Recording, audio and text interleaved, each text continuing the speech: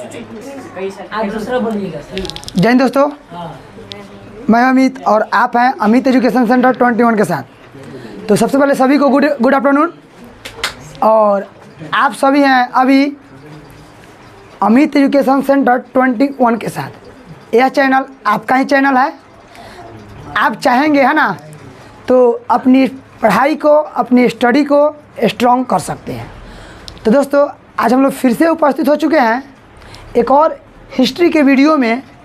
और आज हम लोग पढ़ेंगे चैप्टर 2 यानी क्लास 10th के चैप्टर 2, जिस चैप्टर का नाम है समाजवाद, साम्यवाद और रूस की क्रांति। तो हमने पहले वाले वीडियो में, इसके पहले वाले वीडियो में समाजवाद क्या है, साम्यवाद क्या है, इससे रिलेटेड ऑब्जेक्टिव जो आपके एग्जाम में आने वाले हैं सारे को मैंने इस चैनल पर अपलोड कर दिया है। अभी तक आपने नहीं देखा है तो इच्छा आपकी देख करके अपनी पढ़ाई को, अपनी स्टडी को स्ट्रॉन्ग कर सकते हैं। तो आज के वीडियो में हम लोग यही देखेंगे रूस की क्रांति, यानी रूस में क्रांति क्यों हुई, क्रांति होने का कारण क्या है ना। तमाम बातों को जानेंगे।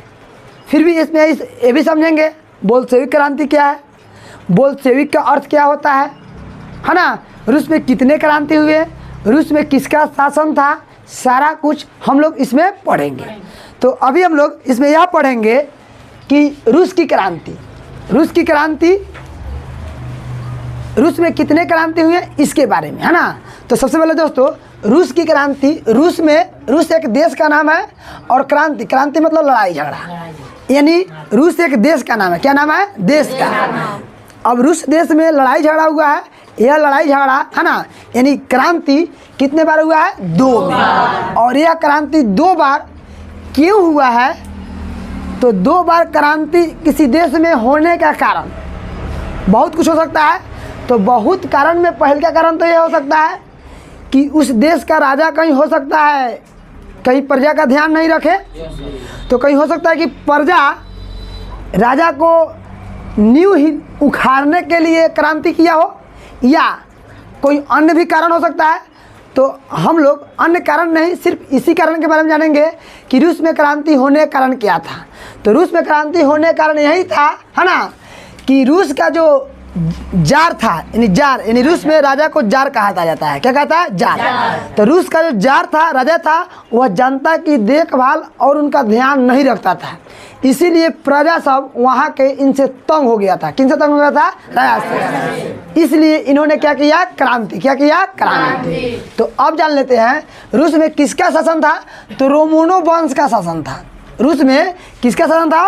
रोमानोव वंश का शासन था। और यह रोमानोव वंश का शासन ही चला आ रहा था। तो रूस में कितने क्रांति हुए? 2। एगो 1905 में, 1917 में। अब आप कहेंगे कि 1905 में क्रांति और 1917 में क्रांति, 2 क्रांति हुए हैं।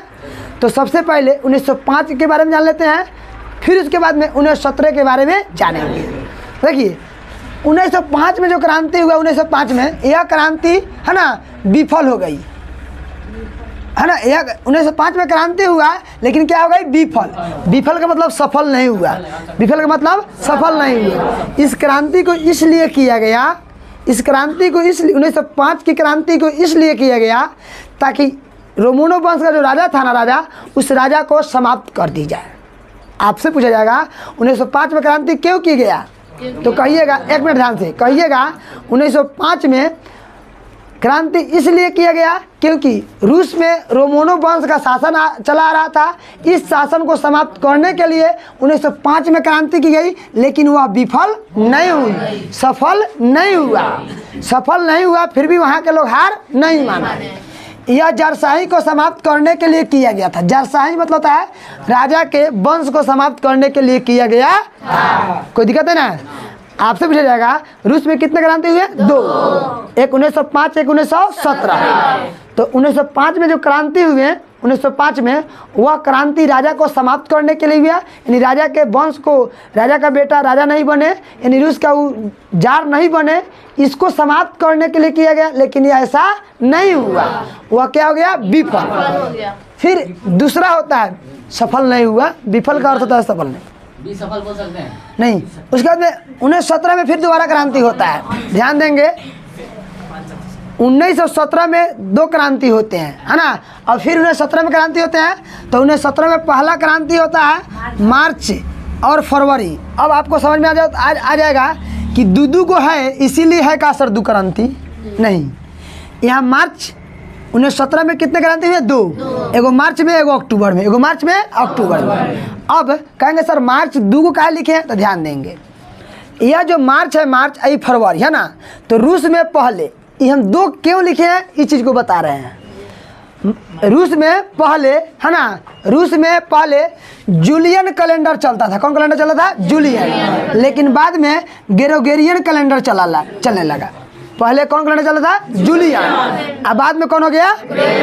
ग्रेगोरियन। ग्रेगोरियन। पहले जूलियन चला था लेकिन बाद में ग्रेगोरियन चला।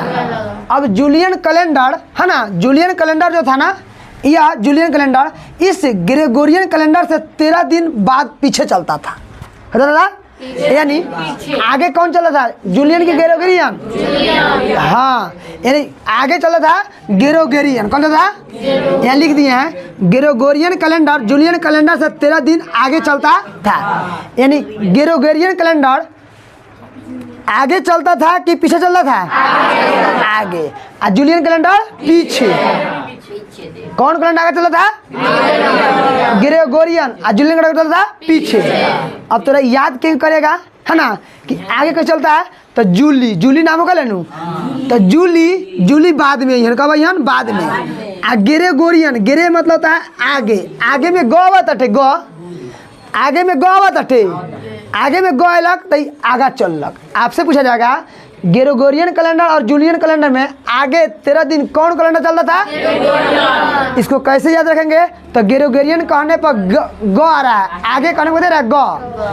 जूली बाद में आती है। कौन आती है? बाद में। पहले आगा आएगा ना, तो आगा में गो आया इसीलिए ग्रेगोरियन। क्या दिया गया? ग्रेगोरियन। आई क्या हो गया?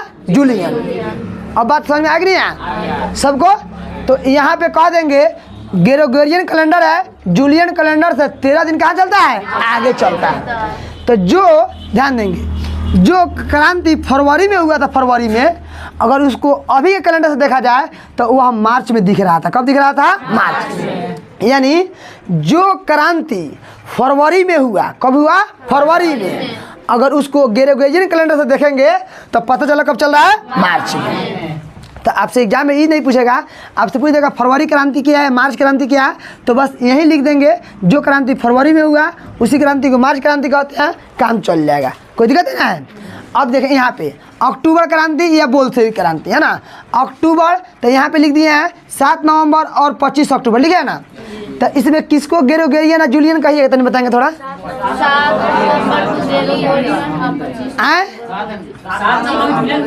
7 नंबर क्या कहिएगा? ग्रेगोरियन है, इसको जूलियन। क्या कहेंगे? जूलियन, क्योंकि पीछे है, ये क्या है? आगे है। देखिए 13 दिन का अंतराल हो रहा है। यानी इसको मिलाएंगे ग्रेगोरियन कैलेंडर से तो नवंबर में, है ना, यह क्रांति होता है। लेकिन जूलियन कैलेंडर देखेंगे तो यह क्रांति कब होता है? अक्टूबर में। कोई डाउट नहीं ना है?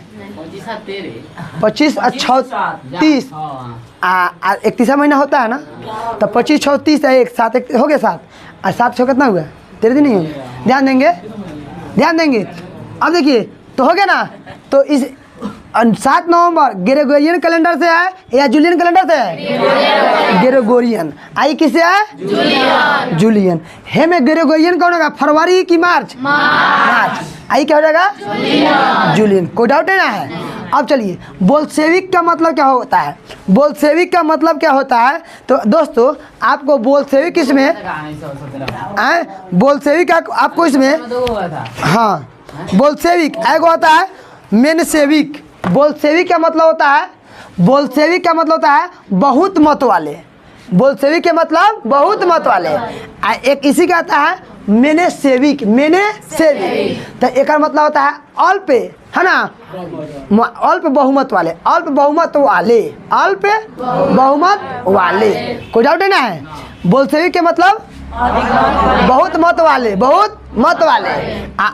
मेनसेविक के मतलब अब कहेंगे सर कहाँ में मेनसेविक कहीं लिखा हुआ है? तो नहीं लिखा हुआ है, लेकिन हम बता दिए आगा आपको कहीं मिलेगा तो वहाँ पे मेनसेविक क्या समझिए कि कम, मेनसेविक के मतलब कम मत वाले के मेनसेविक। तो तुरंत इधर कंफ्यूज करबा, कामना के बहुमत को हम, कामना के कम को हम। तो देखा बोलसेविक ब से बहुत आ बोल से बोलसेविक। तो बोलिए बहुमत वाले कौन होगा, बोलसेविक की मेनसेविक? अल्प वाले मेनसेविक। तो अक्टूबर में जो क्रांति हुआ उसे क्या कहा गया, बोलसेविक, है ना। अब दो क्रांति इसलिए होते हैं, दो क्रांति इसलिए होते हैं, एक क्रांति से राजा को जड़ से उखाड़ दिया जाता है, एक क्रांति से राजा को जड़ से उखाड़ दिया जाता है, और एक क्रांति से यानी अक्टूबर के क्रांति से, अब ध्यान देंगे बच्चों बाबू लोग, एक क्रांति से राजा को जड़ से उखाड़ दिया गया, और इस क्रांति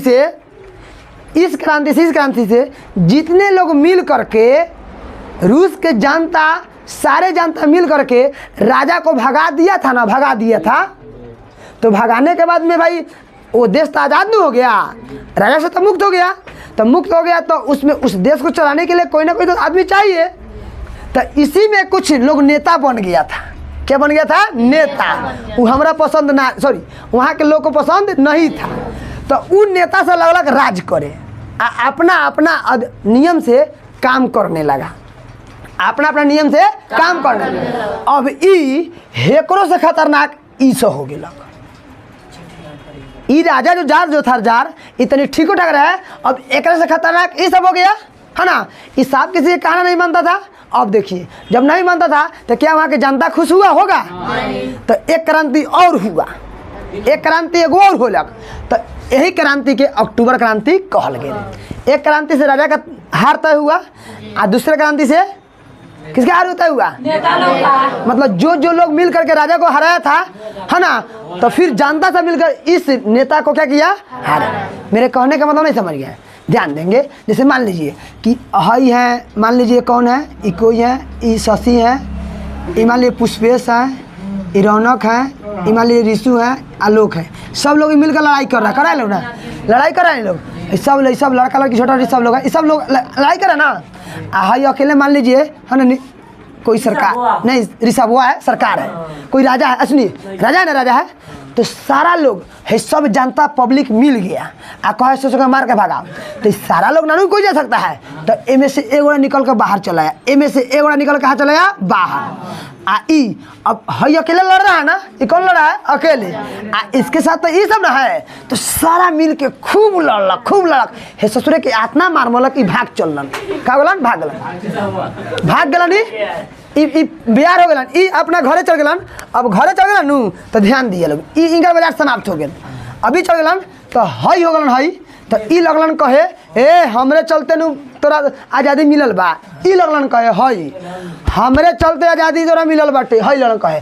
अब ई लगलन हे सब आदमी पर राज चलावे, ई हे सब आदमी पर राज चला। तो सब को मिल गल, कहते बाप रे बाप, ये अकेले कौन भगले बान, हम नहीं रही। अभी सारा कोनो मिल के एकरो भी एगो कोनो नेता भेलक, आगे तरह के बताएम हम, लेनिन भेलन, लेनिन साहब, एकरो भी एगो नेता भेलक, और सब नेता मिल के इंदिरा के कूच के भगा देलक। तो ओकरे का अक्टूबर क्रांति, इसको भी हम लोग डिटेल में पढ़ेंगे। तो अभी पढ़ेंगे, है ना, मार्च वाला या फरवरी वाला क्रांति क्यों हुआ कि ना हो, इसमें पढ़ेंगे। उसके बाद में जब इनका पूरा समाप्त हो जाएगा तब इनके बारे में पढ़ें। ये भी बहुत लंबा कहानी है, लंबा कहानी है। ये दोनों सुधेगा तो समझिए कि आपका एगो 2 पार्ट का हिस्ट्री कंफर्म हो जाएगा, कोई दिक्कत नहीं है। तो यहाँ से तो यह बात समझ गए हो गया। अब हम लोग चलते हैं 1917 क्रांति के कारण, मतलब 1917 में क्रांति काहेला भेल, ओकरा होए के का कारण रहे, गलती की सही बोला, आयल समझ में, समझ में। 1917 में क्रांति काहे भेलक, होए के कारण का रहे, होए के कारण का रहे। तो थोड़ा देर के लिए हम लोग यहाँ पे प्रेडिकल समझ लेते हैं, तो फिर हम लोग इसके उधर चलेंगे ना, ध्यान देंगे। मान लीजिए इस सब कहाँ के जनता है, रूस का, उसकी जनता है ना, कहाँ की जनता है, रूस का, रूस की जनता है।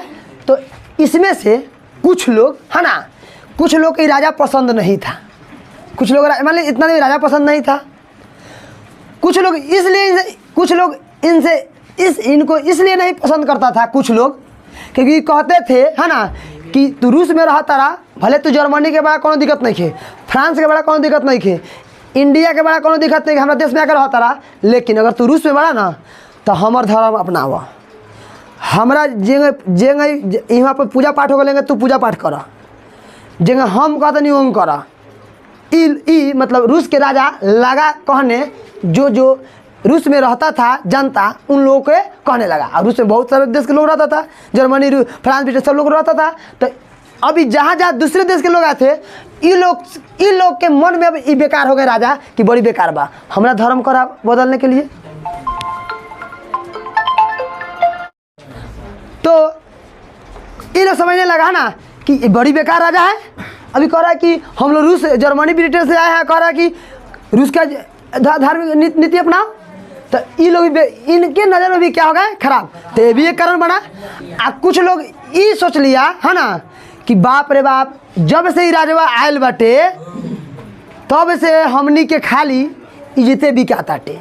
मतलब हम लोग का पहले रूस का नाम हुआ करता था, अब इसका नाम लागल डूबे। ये सारे को हम लोग डिटेल में करके पढ़ेंगे। जो कारण होगा राजा को हटाने का, कारण क्या होगा राजा को हटाने का। तो बिना हम लोग एक एक करके इसको नहीं पढ़ेंगे तब तक ये नहीं होने वाला है। तो देखेंगे वैसे में 1917 क्रांति तो बहुत थे है ना, लेकिन उसमें से कुछ क्रांति हैं जिस कारण से इस निरंकुश राजा की है ना मतलब जो अत्याचारी राजा था उनको समाप्त किया गया। तो पहला कारण बनता है कि निरंकुश एवं अत्याचारी शासन, निरंकुश एवं अत्याचारी। मतलब इसमें ये लोग क्या सोचता था इसके बारे में है ना, ये लिखे हैं। तो इस राजवंश का राजा जार रूस के सम्राट कहता है। इस राजवंश का जार अपने आप को ईश्वर का प्रतिनिधि मानता था, अपने आप को ईश्वर का प्रतिनिधि मानता था। उनका कहना था, यानी इस राजवंश के जार का कहना था कि ईश्वर हमें राजा बनाकर भेजा है। मतलब ये कहते थे कि हमें ईश्वर जो है भगवान जो है ना राजा बनाकर क्या किए हैं भेजे।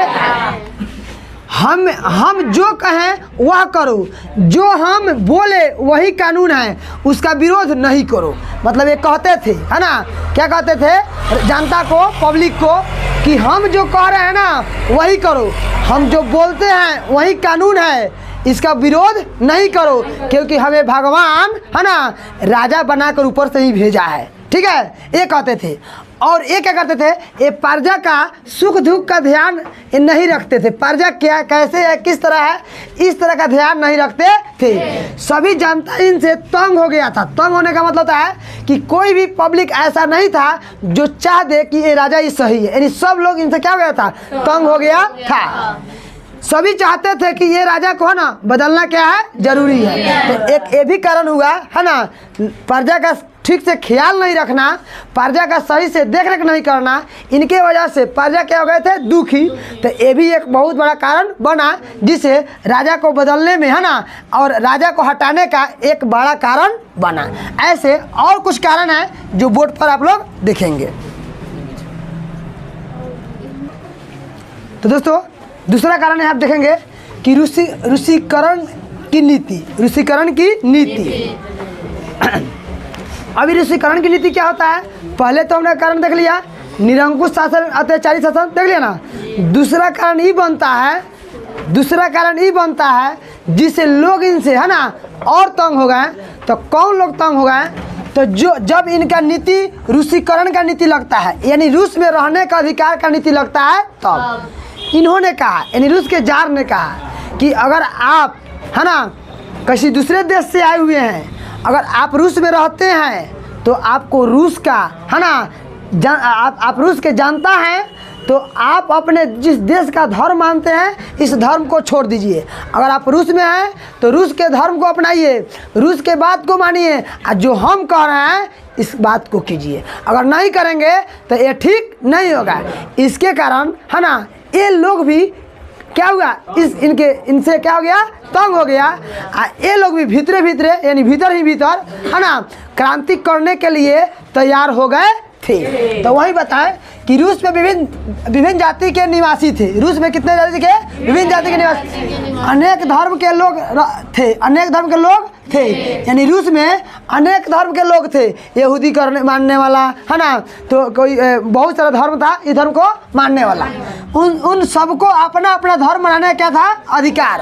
यानी जो रूस में रहता था तो बहुत लोग तरह के लोग तो रहते थे अब उन लोग रहते थे तो सबको अपने अपने धर्म बनाने का अधिकार था, लेकिन क्या हुआ, एक कहते थे, यानी रूस के जार कहते थे कि एक देश तो एक जार, एक देश एक जार, तो एक ही धर्म होना चाहिए। इसके वजह से उन लोगों को बहुत दुख हुआ जो इस रूस के धर्म को नहीं मानते थे। अब वे लोग भीतर भीतर क्या हो गए, इनका क्या होगा, इनके खिलाफ षड्यंत्र रचने के लिए भी क्या हुआ, अपना अपना कहानी शुरू कर दिए। तो ये भी एक कारण बने कि नहीं बना। अब तीसरे कारण में आते हैं तो राजनीतिक दलों का उदय। तीसरे कारण में राजनीतिक दलों का उदय। अब ध्यान देंगे, बहुत रूस में तो जनता थी, लेकिन रूस में जनता होने की वजह से कोई अकेला, है ना, जार से राजा से तो लड़ नहीं सकता है ना, तो इसके लिए भी कोई आदमी चाहिए। तो जब कोई व्यक्ति, है ना, मुद्दा बना करके संगठित करके किसी से लड़े तब उसको राजनीति क्या कहते हैं, राजनीति। तो ऐसे भी कार्य किए गए, तो उसमें वे लोग शामिल हुए जो राजा को नहीं चाहते थे कि यहाँ इसका जारशाही चले। तो ऐसे क्या होता है, तो होता है ऐसे कारण राजनीतिक दलों का उदय होता है। तो इसमें कैसे होता है ध्यान देंगे। राजनीतिक दलों का उदय होना भी इस क्रांति का प्रमुख कारण था। मतलब ये क्यों हुआ, राजनीतिक दल का उदय क्यों हुआ, क्योंकि इनसे बहुत जनता तंग हो गया था। अब कोई जनता अकेले काम नहीं कर सकता था, इसीलिए यह एक कारण बना। राजनीतिक दलों का कारण जनता को यहाँ जनता के खिलाफ बढ़ चढ़कर बोलने लगे थे। यानी राजनीतिक दल बना ना, इसीलिए रूस के जनता, है ना, राजा के खिलाफ, यानी किसके, जार के खिलाफ बढ़ चढ़कर बोलने लगा। यानी जब राजनीतिक मुद्दा बन गया, एक पार्टी बन गया, तो यहाँ के कोई व्यक्ति जो था ना, कोई व्यक्ति ये भी क्या करने लगा, राजा के खिलाफ खूब बोलता था। इससे बहुत ही पार्टी बनी, पार्टी तो बहुत बनी, लेकिन उसमें से ये जो 1883 में रूसी सोशल डेमोक्रेटिक पार्टी बनी, यह पार्टी, है ना, बहुत ही अमर थी। और इस पार्टी के द्वारा मजदूरों, है ना, महिलाओं और जनताओं को क्या किया गया, एकत्र किया गया, संगठित किया गया और पार्टी बनाया गया ताकि हम लोग क्या, रूस के जार से लड़ सके। तो ये भी एक कारण बना कि नहीं बना। अब इसमें और देखेंगे और कौन लोग आते हैं, इनके कारण बनते हैं।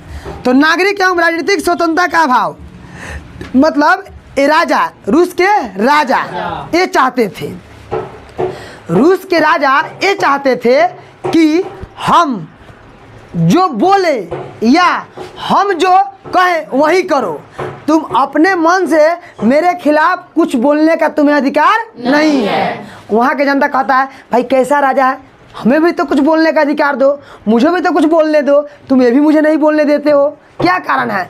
तो वहाँ के जो जनता था, रूस का जो जनता था, वो राजा के खिलाफ या राजा के विपक्ष में कुछ नहीं बोल सकता था। तो ऐसे कुछ ऐसे नागरिक थे जो इनसे क्या थे, तंग थे। पेपर वाले भी तंग थे, नाटक वाले भी तंग थे, मास्टर साहब, स्कूल सब कोई तंग था, क्योंकि पेपर में वही छापा जाता जो राजा के हित में होगा, स्कूल में वही पढ़ाया जाता जो राजा के हित में होता, और नाटक में वही किया था जो राजा के हित में होता। अब ऐसे ऐसे इनसे और जो जनता थी और क्या हो गई थी, तंग।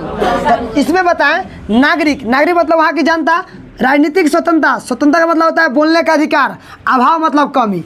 वहाँ के जनता के बोलने के अभाव का क्या था, कमी था। तो लिखेंगे रूस के जार के जारशाही के कारण कोई भी जनता राजा के खिलाफ, जार के खिलाफ बात या अपने विचार को रखने के अधिकार नहीं था। यानी हम कोई भी राजा के खिलाफ कुछ नहीं बोल सकते हैं, अगर बोलेंगे तो बहुत बड़ा सजा मिलेगा। कोई भी नागरिक वही बोलेगा जो राजा के हित में हो, मतलब हम भी कुछ बोलेंगे वही जो राजा के हित में हो, राजा के पक्ष में हो। पेपर में भी वही छपेगा जो राजा के हित में हो, नाटक में वही होगा जो राजा के हित में है। अगर राजा के हित में नहीं होगा, अगर होता होगा तो शायद उस समय राजा या जार वे क्या करते थे, उनको तुरंत फांसी पर या कोई सजा जरूर सुना देते थे। तो इनमें भी क्या थी, कमी थी। पांचवा कारण रूस की राजनीतिक प्रतिष्ठा की कमी। सबसे बड़ा कमी तो राजनीतिक प्रतिष्ठा में हुआ। मतलब इसमें क्या होता है, ध्यान देंगे, इसमें क्या होता है, जब कोई भी व्यक्ति की जब प्रतिष्ठा बढ़ती है, कब बढ़ती है, जब कोई लड़ाई जीतता है ना, तब प्रतिष्ठा बढ़ती है। क्या होती है, प्रतिष्ठा क्या होती है, बढ़ती है। तो जब तक दूसरा राजा था तब तक, है ना, इनका मतलब रूस का बहुत प्रतिष्ठा ऊपर था, बहुत प्रतिष्ठा ऊपर था। लेकिन जब जार निकोलस द्वितीय हुए है ना, तो बहुत सारे युद्ध में ये हार गए। रूस क्या हो गया? हार गया। तो बहुत सारे युद्ध में हारा तो चल जाएगा, बड़े बड़े देश से हार तो चल गया, लेकिन दुख तो इस बात का हो गया कि जब एक छोटा सा देश, एशियाई देश था, छोटा सा देश था, उस देश से जब हार गया तब और वहाँ के प्रजा क्या हो गया? त्रस्त हो गया, तंग हो गया। कहे जा रही राजा को रहने या ना रहने तो कोई दिखते नहीं, इतना छोट देश इस रूस को हरा दिया, हम लोग तो पानी में डूब कर मर जाना चाहिए। यानी वहाँ की जनता ने सोचने लगा और वहाँ की जनता ने ये मूड बना लिया चाहे जो हो जाए अब इस जार को समाप्त करना ही है। तो इसमें क्या लिखिएगा? राजा की प्रतिष्ठा की कमी में क्या लिखेगा कि पीटर महान के शासन में, पीटर महान के शासन में रूस की प्रतिष्ठा में काफ़ी वृद्धि हुई थी। जब पीटर महोदय थे ना उस समय रूस के प्रतिष्ठा में क्या थी? काफ़ी वृद्धि हुई। लेकिन इस जार के समय है ना, इस जार के समय रूस के बाल्कन युद्ध, क्रीमिया के युद्ध और रूसी जापानी का युद्ध में रूस क्या हो गया? हार गया। यानी कितने देश के युद्ध में हारा था? तो 3। पहले क्या हो गया? बाल्कन का युद्ध, बाल्कन का युद्ध, दूसरा क्रीमिया का युद्ध, तीसरा रूसी जापानी का युद्ध। इससे तो हार गया, लेकिन एक छोटा सा एशियाई देश था, जब इस देश से हार गया है ना, तब बड़ा दुख क्या हुआ? जनता को हुआ और जनता कहने लगा कि राजा को हटाना क्या है? जरूरी है। तो ये लिखे हैं यहाँ पे देखिए। लेकिन दुख तब ज़्यादा हुआ जब एक छोटे से एशियाई देश से युद्ध हारा, इससे और जनता में क्या हुआ? दुखी हुआ और वे कहने लगे कि अब राजा को हटाना क्या है? जरूरी है। तो ये भी एक कारण बना कि नहीं बना? तो अगला 1-2 और कारण है, उसको जानते हैं और फिर हम लोग इस राजनीतिक कारण को है ना समाप्त करेंगे।